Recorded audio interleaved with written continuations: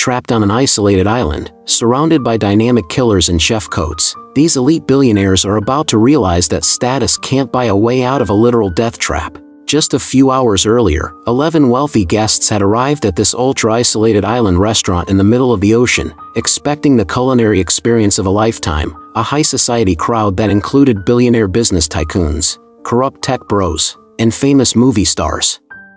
The elite dinner began as head chef Julian Slowick presented the first course, the breadless bread plate, where waiters placed elegantly decorated plates filled with artisan oils and dips, leaving the guests waiting for the actual bread. But the bread never arrived. Chef Slowick then stepped up to explain that bread has always been the food of the poor, a basic grain meant to satisfy the hunger of common people, but since they were the wealthiest elite on earth, they didn't deserve bread, so they should just enjoy the empty sauces instead. The guests burst into laughter, assuming it was a high-concept joke, but the chef's deadpan expression quickly silenced the room. In a bizarre twist of wealthy delusion, the guests convinced themselves this was just an avant-garde fine dining experience, eagerly licking the oils off their plates, while only Margot sat in silence, watching the absurd spectacle unfold. She instantly realized that Chef Slowick wasn't presenting art, he was publicly insulting them, a harsh truth she whispered to her partner Tyler, who was far too busy licking his plate to care. Frustrated, Margot snapped at him, telling him that the chef was literally mocking him to his face while he happily swallowed it down, but Tyler defended the chef, claiming it wasn't an insult but a brilliant culinary concept, because Chef Slowick doesn't just cook, he tells a story with every dish.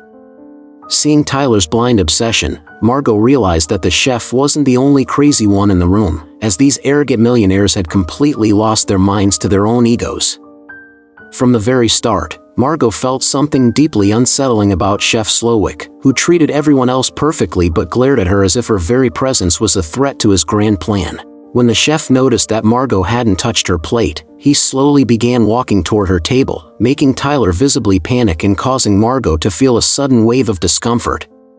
The chef politely asked if she disliked the dish, leaving a terrified Tyler completely speechless, but Margot looked him dead in the eye and fearlessly stated that licking oil without bread wasn't going to fill her stomach. The chef offered a cold smile, telling her that the menu was meticulously designed and she must eat it, but an annoyed Margot shot back, stating that since they paid for the meal, they should decide what they eat, causing the chef to silently walk away.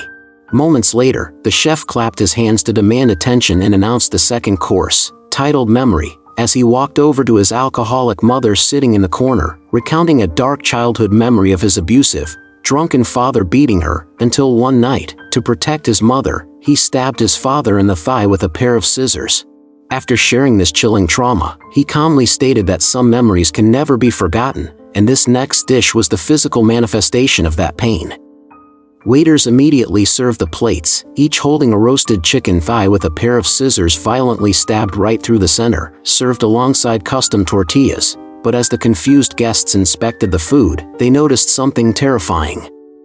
Laser etched onto every single tortilla were private photographs and legal documents, not art, but the dark, hidden secrets of every customer in the room. The tech bros looked down to see their company's fraudulent bank accounts exposing millions in scams. The food critic, Lillian, saw photos of the fine dining establishments she ruthlessly destroyed with her snobbish reviews, and a wealthy older man named Richard stared in horror at a photo of himself with his secret mistress, completely exposed.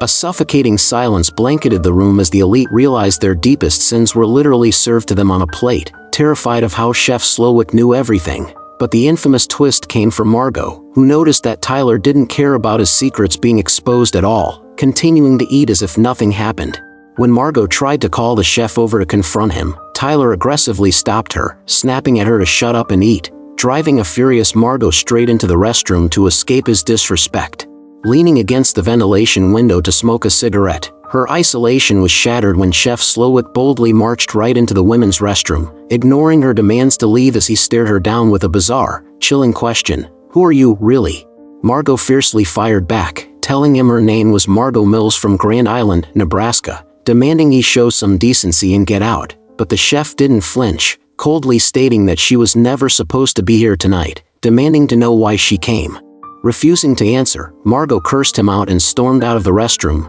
right before Chef Slowick finally revealed his true, psychotic nature to the entire room. bringing out the ultimate course, the mess. That was the exact dish where a junior chef had publicly shot himself, a horrific event that made it crystal clear that the entire staff was blindly devoted to Chef Slowick, willing to take their own lives or end someone else's at his literal command.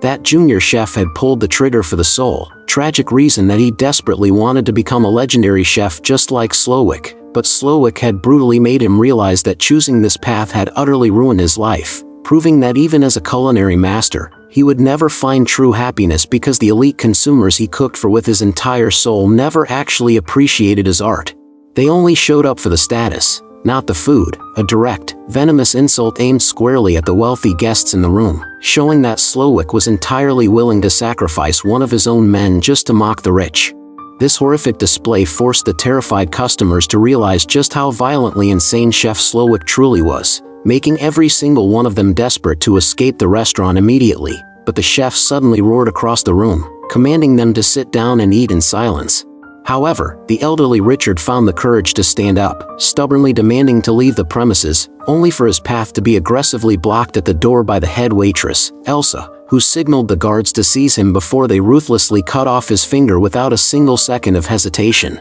Richard collapsed onto the floor, screaming in pure agony, a brutal sight that struck absolute terror into the hearts of the remaining guests. But Chef Slowick simply wore a calm smile, speaking in a chillingly peaceful voice as he told them to please return to their seats because this was all part of the menu, and it was only just the beginning. He promised them an experience they would remember for the rest of their lives, forcing the shivering, broken guests back into their chairs, their throats now completely paralyzed with fear as they couldn't swallow a single bite. Yet, amidst all this horror, Tyler acted as if absolutely nothing life-threatening had just occurred, psychotically savoring every single flavor on his plate, a delusional display that made Margot burn with absolute disgust. Right then, the chef commanded Margot to step into the kitchen alone, confronting her yet again with that same, piercing question, "Who are you, really?" Margot snapped back, asking him if he was completely insane for doing all this, repeating that her name was Margot Mills. But the chef coldly called out her lie, stating that the real Margot Mills had dined here before and she looked nothing like her, demanding the absolute truth.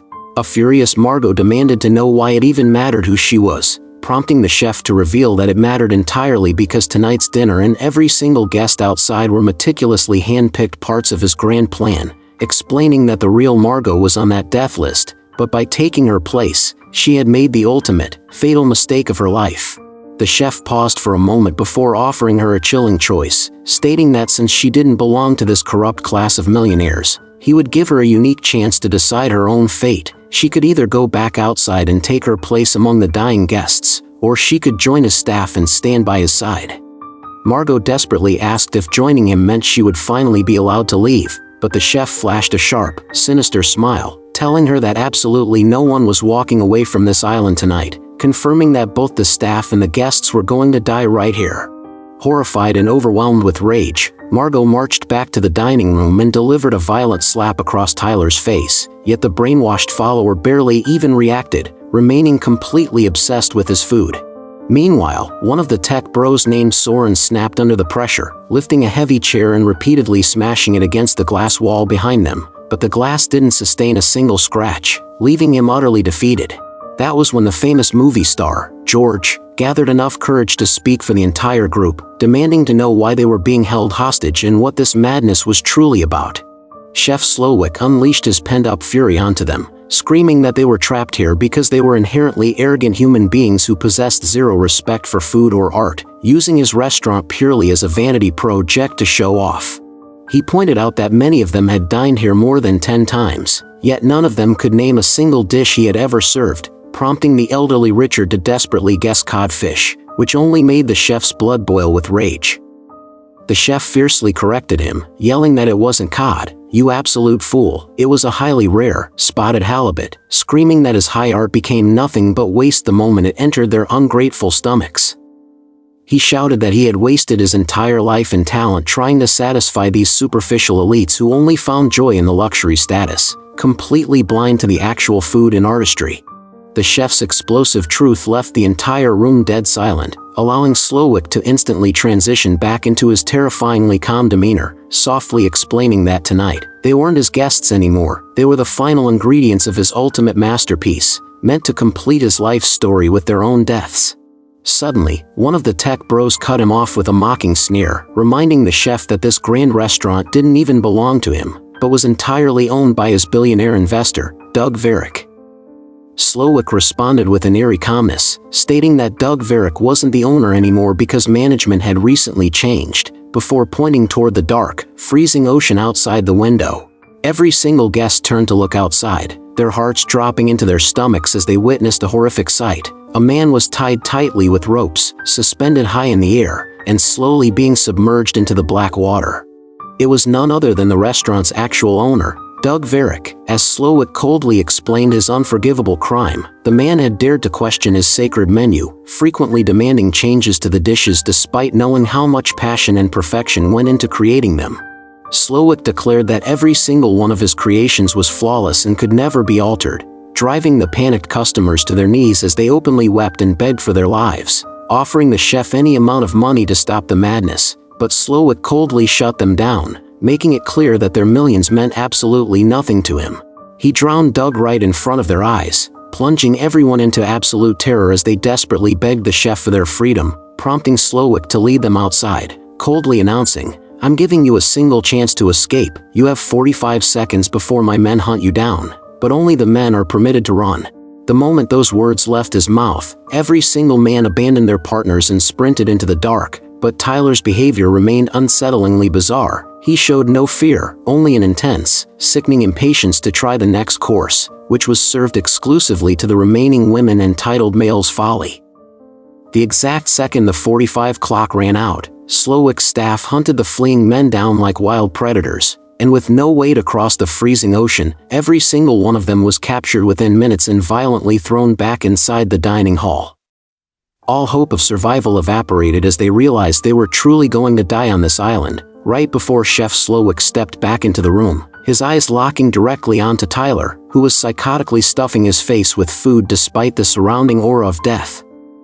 The chef raised his voice, announcing, "Ladies and gentlemen, I am deeply sorry, but our menu cannot proceed until I settle an unfinished matter," before walking up to Tyler's table and demanding in a freezing tone, "Tyler, tell everyone what you were explicitly told before coming here tonight." Tyler swallowed his food and shamelessly confessed that he was told the world's greatest menu would be served, and at the end of the night, everyone would die, a revelation that left Margot completely paralyzed with horror as she realized Tyler was a regular customer who knew they were walking into a death trap from the very beginning.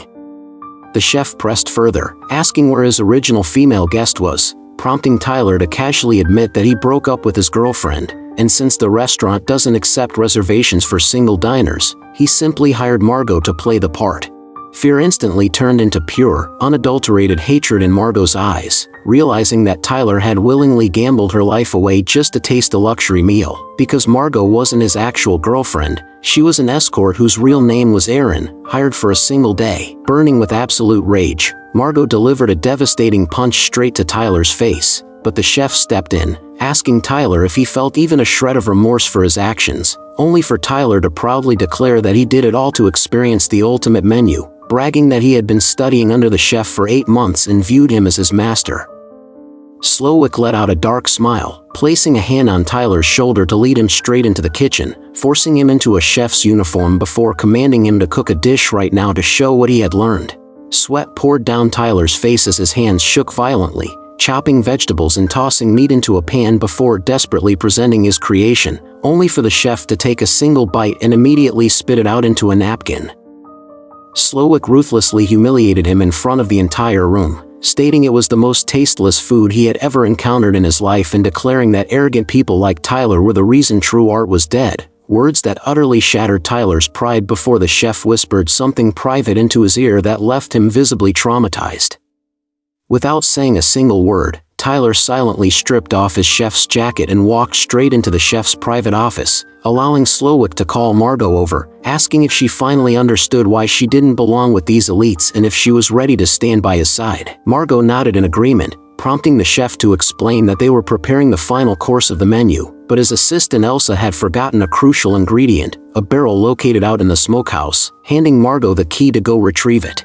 Margot felt a surge of hope, realizing this was her golden opportunity to escape, but as she walked past the chef's office, her breath caught in her throat as she saw Tyler's body hanging lifelessly from the ceiling. The brainwashed follower had committed suicide at his master's command.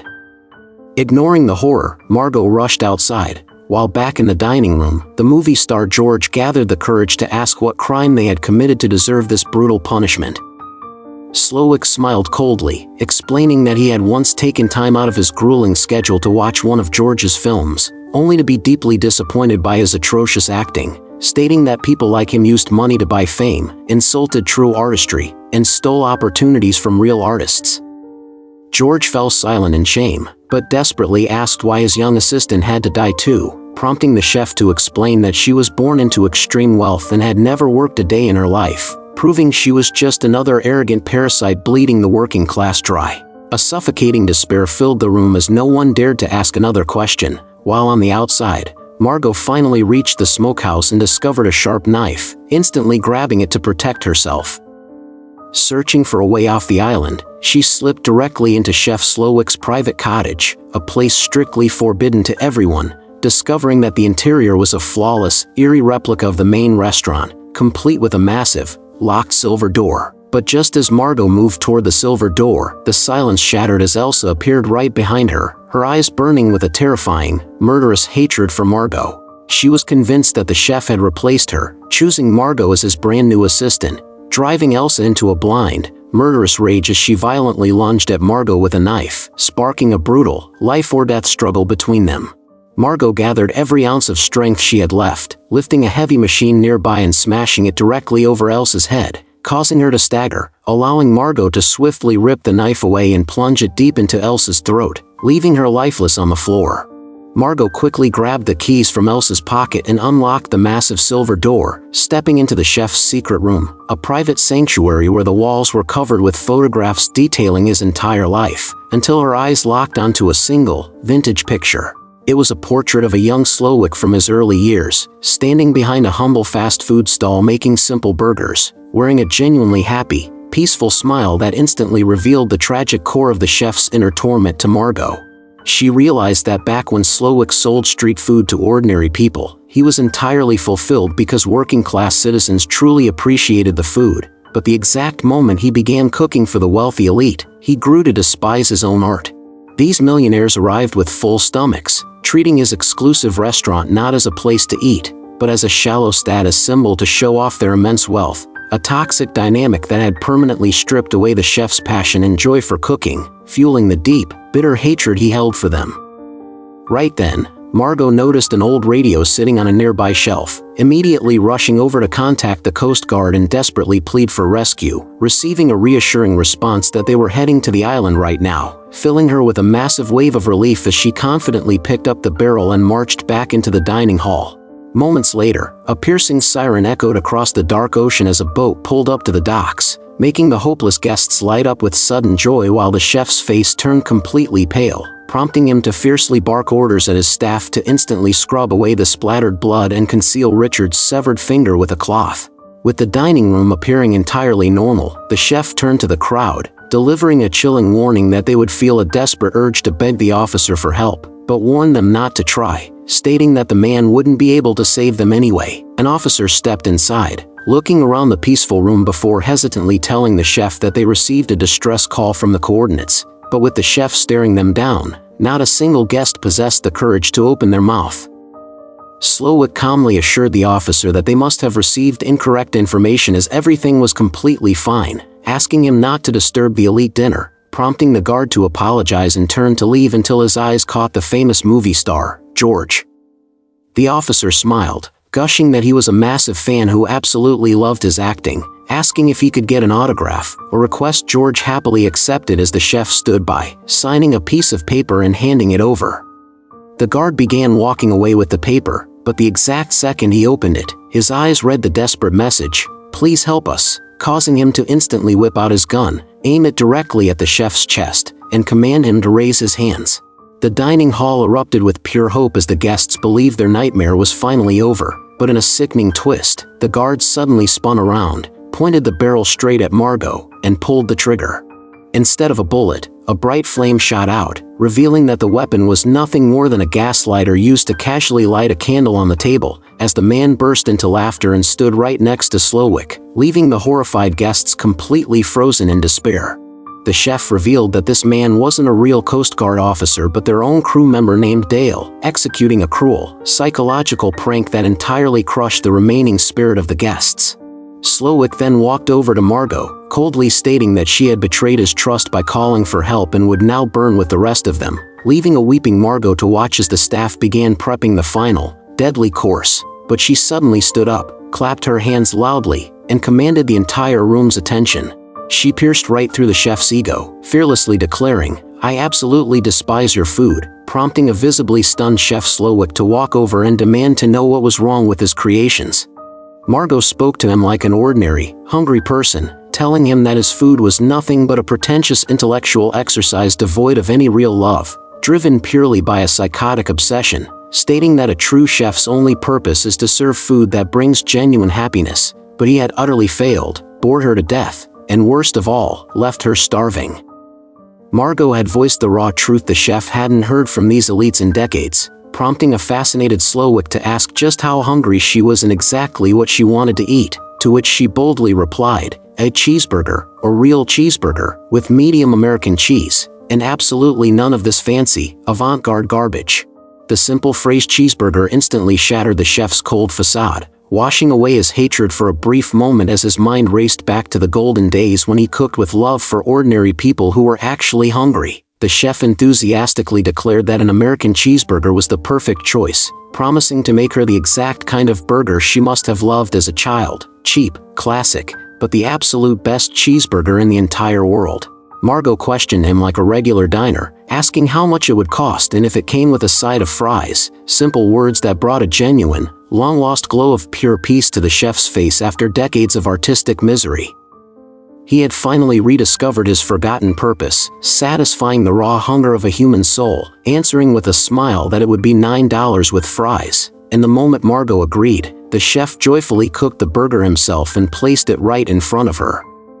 Margot took a massive, delicious bite right before his eyes, savoring the flavor completely before casually asking for the rest of it to be packed to go. In that brilliant moment, Margot had cracked the chef's twisted psychology, realizing that Slowick was only executing the elites who destroyed the artistry of food for status, meaning the only way to survive was to stop acting like a pretentious guest and become a genuinely hungry customer. The chef respectfully allowed Margot to leave the island alive, while the remaining millionaires could do absolutely nothing but watch in stunned silence, far too deeply blinded by their own privilege to even comprehend what real hunger felt like, cementing their inescapable doom.